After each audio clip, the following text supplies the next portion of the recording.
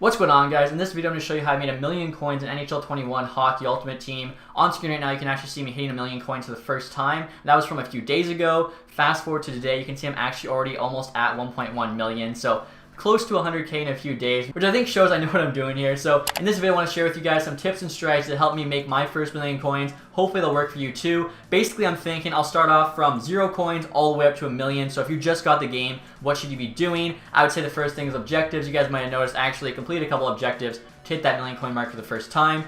Probably you might think this is obvious, but in case you don't know, you want to be doing your daily objectives. Really simple stuff here. You can see it gives you like an extra 1,500 coins each day, plus you get a collectible, which obviously you can turn in just for free stuff later on. Weeklies as well, a little bit of a bigger bonus once a week, but again, it's just free coins for you. If you're starting out from 0, any kind of free coins you can get obviously is a plus. Speaking of that, one thing I will mention, although I really don't recommend it unless you literally just got the game, is watching the ads. If you go down here, you can earn hot rewards from watching an ad. Honestly, I would say if you have at least 10k, it's not even worth your time. Like, you get 200 coins, you watch a 30-second ad. Some people I feel may not even know that's there because it's kind of like buried bottom corner of the menu screen. So figured I would just mention it to you guys. If you really are struggling for coins, you can get a free couple hundred coins that way. Now the next thing's pretty obvious, but I feel like I gotta mention it. If you don't have any coins and you want to get some, one of the easiest ways is simply by playing games. You can play squad battles, in which case obviously you get rewards. Basically, you want to do something that's going to reward you. You can see the lowest reward there is an Untradable Pack. Bronze, you get a couple more. Once you get to silver, though, you can actually choose to get coins, which I think is huge. Silver there, 27,500 coins. Rivals refreshes every week, so think about it. Just by playing games once a week, you're earning an extra 30k. Over the course of a month, that's 120k, and that's from the lowest coin thing in Rivals. Again, you have 3 choices. You guys can see the choices I had for the first one. I feel like the choices all depend on what you're trying to do in HUT. The first choice is Tradable Packs. Basically, that's the biggest risk. If you're just trying to make the most amount of coins the fastest, go for that. Hopefully you get an awesome pull, but just know there's a chance you'll get basically nothing. On Tradable Packs, you get double the amount of cards, but obviously you can't trade them. So you kind of have to basically not have the greatest of team, where a lot of the cards from those packs would actually make your team. If you already have a stacked team, it's not the best unless you're trying to do collectibles. Like, let's say you're working up for Lemieux or Gretzky, you get double the amount of cards there you can trade in for icon collectibles, in which case I think it makes sense. So the first Rivals I actually did the Untradable pack, so I have enough now to get Lemieux. You won't get enough from just those packs, but I knew I was pretty close, so I did it. Third option is definitely the safest option. It's your coins. 27.5k again for like a week's worth of games. I was silver the first time I did it. I think I literally played 2 games. So I'm saying a week's worth of games. I played 2 games in a week. I got 27,500 coins. Usually a game pays you about 600-700 coins. You definitely want to make sure you're playing Rivals, like an extra 30k on top of your 2 games. Like, that's 15k a game. You can't beat that. Obviously, too, as you get higher and higher and higher, you get even bigger coin bonuses. I'm in Division 6. 60k there for Ultimate. Obviously, the higher division you're in, the even better rewards you get. So Rivals definitely worth playing, at least to get to silver and get your nice coin bonus. And one more thing I almost forgot to mention about Rivals, as well as other game modes that give you rewards, is you want to be paying attention to when those rewards release. For instance, for Rivals, I believe it's Wednesday. HUT Champs, I want to say, is Thursday. I can't remember when Squad Battles is, but when those rewards get released, the market is going to be cheaper because people are getting essentially free packs, even though they played to earn those packs, and they're willing to just kind of sell whatever their pulls are for the quickest possible coins. If you're willing to be patient, you can buy cards 4,000 or 5,000, honestly, under what they usually sell for. Wait a couple days till the weekend, as the weekend prices are usually higher, more people are playing, more people are buying coins, and then sell them on the weekend. Easy profit.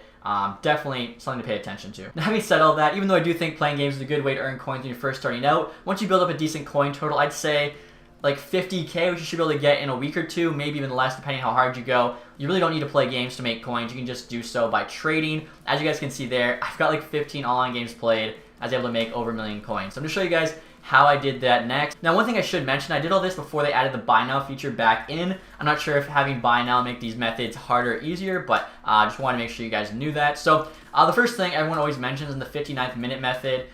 Basically, however many coins you have, let's say you have 50k to work with, you would put your buy now there for 50k. You'd also put that to gold players because silver and bronze really not a lot of coins to be made. Once you do that, you would just start searching go all the way to the 59th minute and basically look around there and see if someone who doesn't know the price of a player lists them up way under market value, or maybe even just messes up and forgets a 0. The issue with this is it takes a long time just sitting at the 59th minute hoping something turns up that you're able to buy and sell for a crazy profit. I actually was able to get over a million coins without ever once using the 59th minute method, as like I said, I think it's just way too time consuming, and a lot of times you'll sit there for even an hour and never get anything, especially because there's other people who are trying to do the same thing, so there's a lot of competition. I just want to mention this method to you guys. A lot of people really like it, but like I said, I find it a little bit too time consuming. You can see right now we are at the 59th minute, and another issue with this too is you actually have to really know the prices of players. So I'll just do this for fun. Matthew Shane 2K.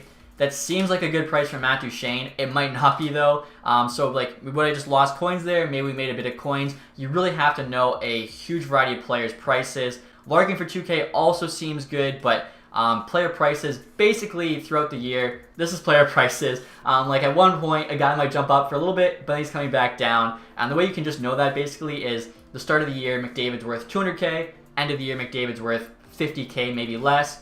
To get from point A to point B, it's a downward scale. So basically player prices are always dropping. That's another thing to keep in mind. And because of that, when you are flipping cards, buying and selling, you want to basically be buying and selling as fast as you can. If you're buying a card, using him on your team for a month, by the time you go to sell him, he's definitely lost value in coins. So basically when you're trying to make coins, you should be doing this separately from your team build. Don't try and do the same, because they'll definitely end up losing coins. But next I want to take a look at Duchesne, see if we made out well there. So 3K, looks like 2850, 2K. So I wouldn't say we lost coins. Looks like though it'll be a minimal 1950. So yeah, we're probably going to break even. Again, you really have to be up to date on the market, because prices fluctuate so fast. Like I'm constantly buying and selling. But if I haven't seen Duchesne in a little bit, I might buy him thinking it's a good price when really that's the price he's going for, potentially even too high. And I feel like I have a pretty good knowledge of the market, which is why I think the 59th minute method is just so tough, because there might be a steal that comes across and you don't even realize, because you really have to know the prices of so many cards in order to make that effective. And then two, you gotta hope that someone else doesn't see that steal before you. The next thing though, guys, if you're kind of in between that 0 to 50K mark, is actually selling your silver cards. Now, you should be getting silver cards somehow from just some packs you're getting from sets, whatever. If you have extra silver cards, sell them. You can probably get about 400 by now for them. You can see 350 some are actually going for now. I think the buy now actually might have dropped them in price, because I was selling them for about 400. But silver cards don't have too much use. A lot of people like to do them for the gold set, but just know your chances of actually pulling something from that gold set that'd be worth your while, very, very low. It costs 8 silvers. You sell 8 of them for 400 coins. Quick math, you're getting what, 3,200 coins. We just saw Duchesne sold for 2K, right? So chances are the 3,200 coins you get is going to be better than any gold card you get. Now, of course, EA tax, obviously, on everything you sell is 5%. The easiest way to know what that tax is going to be is simply minus a 0 and divide by 2. So if we sold Kuznetsov here for 5K, minus a 0 is 500, divided by 2 is 250. 250 coins is how much tax EA would be taking. Obviously, the more expensive the card you sell, the more tax gets taken off. So basically, the more expensive the card, the bigger the margin you have to have in terms of the buying and the selling. For instance, if you buy a card for 200K and sell it for 210K, you've actually just broke even though you sold it for 10K more. The tax on a 200K card is 10K, because 5% of 200,000 is 10K. So just know when it's like cheaper cards, not too big of a deal, but when you do get up into the more expensive cards, it definitely kind of starts to eat into your profit. So if you're still in that 0 to 50K mark, I would say getting closer to that 50K, maybe you're in the 50 to 100K mark, you start to get a bit of a coin base. I would say you want to start buying and selling popular base cards. So Mitch Marner's not a bad one, but I would think your Tyler Sagans, your Steven Stamkoses, guys that a lot of people have on their team. Duchesne was a good one earlier on. Now he's only selling for 2K. There's not a lot of profit to be made there. I want guys that are in the tens of thousands. All right, guys, so I just checked Austin Matthews. This is actually a really good example. You can see right now there's one listed for 13K. It's listed for 3 hours, so I feel like someone probably just listed it for 3 hours. The good thing about just targeting certain players, taking a look, if they're no good, move on to the next guy, is you can actually see guys that essentially the 59th minute method, but at every other iteration of time. So we just got one that was listed a little low at the 3 hour mark. Anyone that was seen at the 59th minute method would not have seen this. Also, too, guys, one small piece of advice: I would never list a card for longer than a day, as the market fluctuates so much. You don't want to have somebody locked in who's just way too expensive, you just can't sell him, or potentially the opposite, somehow he jumps up in price and you're screwed, you got less coins. But we just bought that one there for 13K. We listed him for 15. You can see a lot there around that 15K mark. There'll probably be 3K before the EA tax. 5% of 15K, 750 coins. So we're looking at profit of 2250, which again isn't too bad for a quick buy and sell. And I know too that Matthews will be getting bought. Not only is he a good player, he's 85 overall. He's Toronto Maple Leaf, which makes him a bit more of a popular player, and it's Austin Matthews. I know there's people that want him on their team. So again, I'm sure that'll be a easy buy and sell for us. And to show you guys it really is that easy, I'm editing this video a day after recording, and as you can see, my Austin Matthews did sell for 15K. Again, guys, no tricks here. If you know what you're doing, there's coins to be made. After that, again, I'm only making 2K there, but you're going to basically want to be slowly doing that, building up your coin total. Again, you can start with guys like Duchesne, Larkin, who are worth a couple K, work up to a Matthews. Just try and get as much profit as you can, buying and selling, and looking at individual players to make sure you never make a bad buy at the 59th minute. Once you have, I'd say, 100 to 200K, maybe even a bit more, I would start going after master icon players. The reason being is there's just so many less of them on the market, and they're hard to pull too. Their price isn't going to drop as fast as the base cards as well. I've probably had my best profit with these cards just because their price fluctuates quite a bit. If there's only like one on the market and for whatever reason somebody really wants whoever that master icon is, you can get a ton of coins for him. For instance, one guy I bought and sold a ton is Brett Hull. So he's got a 145 start, 165, 168 buy now, and then 167. So this is right around where I've been selling him. I pretty much every time sell him for 170, but I'm getting him for between 140 and 150. So that's 20 to 30K profit before the EA tax. It'd be half of 17K, so I'm losing 8.5K, but I'm still making, what is that, like 12 to 22K every single time. He's a player that's slower, but one of the best shots in the game, and the fact that I've spot and sold him at that price, I know people are willing to buy him for that price. I can keep doing it. So once you kind of go through the base cards, move on to the master icon, same strategy, look at the prices, lowest one, if it's a good deal lower than the rest, buy it, list it up, make sure it's still tied for the lowest price so you have a competitive selling mark. Now I figured I'd just kind of show you guys all the cards I've sold, explain why I sold them, the profit I've made, kind of just go through different things. First things first, I was just going through a bunch of lows and jerseys, getting rid of them, selling them. I recommend you do the same. Now the jerseys, there was a daily objective to buy a card on the auction house. When that happens, anything that's worth like 1 to 150 will be selling for slightly more as you get 200 coins from that. So if you have any crap that's not selling, list it up for 200, easy sale. After that, again, logos and stuff. Killer Yamamoto, so this is a good one. I took advantage of the set that's currently out to get the dynamic duo McDavid and Draisaitl. You need a base Yamamoto. I happen to have one. Don't get emotionally attached to your players. I had one.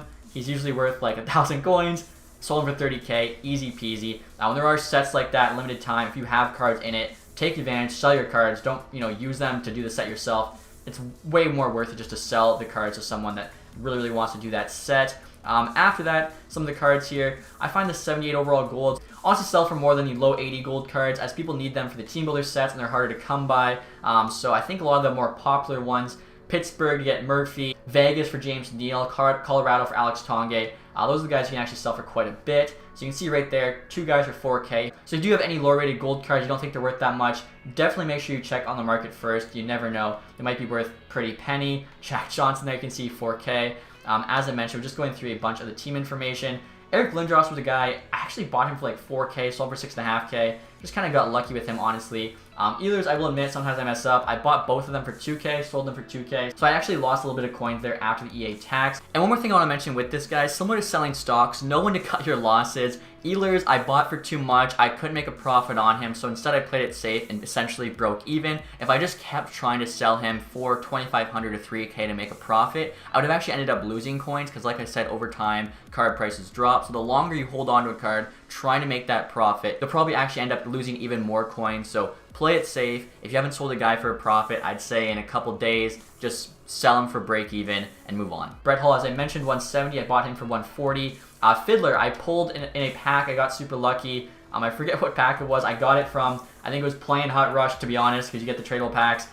I could have used Fiddler, but I was like, you know what? I'd rather have the 40K coins. Again, don't get attached to the cards. Sell them, get your coins, get out. Hedman there, I think I bought for like 18 or 20K, really good price, and I was actually able to sell him immediately for 30K. If I wanted to, I maybe could have even sold him for 35, but I was happy with the profit I got. Now the next card coming up is actually one I had the best profit on, the 89 overall Lit Miro Heiskin, and I sold him for 500k essentially. I bought him for 420. Now the way I was able to make 80k on him is I actually bought him buy now for 420. Wasn't 59th minute, nothing special. I bought him, I think, on the last day of the loan card. So a lot of people had him. They had Panarin, they had Nylander on their team, which made this 89 not as valuable. Once those loans expired, if you actually really liked him and wanted him on your team and you had the coins, you now had to go buy him. So basically I kind of figured because of that his price would shoot up, and I was correct. So I had a hunch. It worked out. Bought him for 420. I literally sold him the next day because, like I said, I bought him the last day for it for 500,000 coins.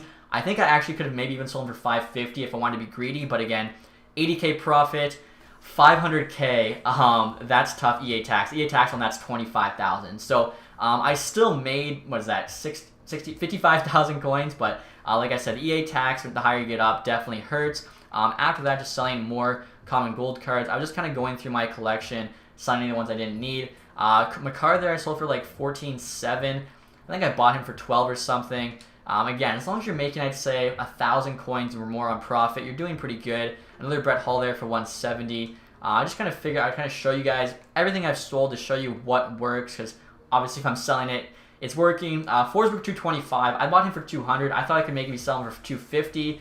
I had to sell for 225. I think his price may have even gone up. Another Brett Hull there for 175. McDavid 130. I think I bought him for 112 or something like that. Here's another guy I thought I could sell for a bit more. A few Kingsleys here for 2,500. So funny enough, actually, all three of these were listed for about 1,000 coins. So I bought all three of them and then listed them for 2,500, which is the next lowest price. Sometimes you can do that and make a lot more coins by buying like 3 or 4 that are at the lowest price, but there was only like 7 of him on the market, so you have to make sure that the supply for that is pretty low. After that, you can see I'm just doing more buying and selling. Naslin I sold for 48k. I was actually buying and selling a lot of Naslins. Guy Lafleur, this is another pretty big profit. Sold him for 450. I actually bought him for 400,000 on an open bid. No one outbid me. I kind of regret it though, because I sold him, I think, again, next day for 450. He was the only one on the market, or there might have been one for like 600. Right now though, I think his price is closer to 500,000, so could be an extra 50k. Again, sometimes card prices do go up if there's a low supply and they're really high demand like Lafleur, but overall, card price starts here when the game comes out. It ends here when the game is over. Over, like, you know, the course of 12 months, the card price is declining. So rather than trying to, you know, price the market perfectly, if I can make a bit of coins, I'm happy. I do just that. Right there, you guys can see me making some money on Matthews, Amantha there. Again, I'm not BSing you guys. I'm giving you the exact methods I used to make 1,000,000 coins here. You can see just buying and selling a lot of, like, mid-80 cards I think people are going to like. For the most part, I'm making 1,000 to 5,000 coins on each of these guys. Draisaitl there I probably bought for like 26 or something. Mike Modano 110, I actually remember buying him. I think it was for like 92,000 coins, maybe 87,000 on an open bid. A lot of times the Master Icons or just any card really, the higher the price of the card, the less competition you have to get outbid on that card. So a lot of times you'll actually get better deals when you have more coins. So kind of like in real life, the more money you have, the easier it is to make money. I would say that actually applies to Hockey Ultimate Team as well. So you guys can see just doing what I'm saying, buying and selling mid-80s there, buying and selling guys who I think people are going to want. I had a couple collectibles I sold for 50k.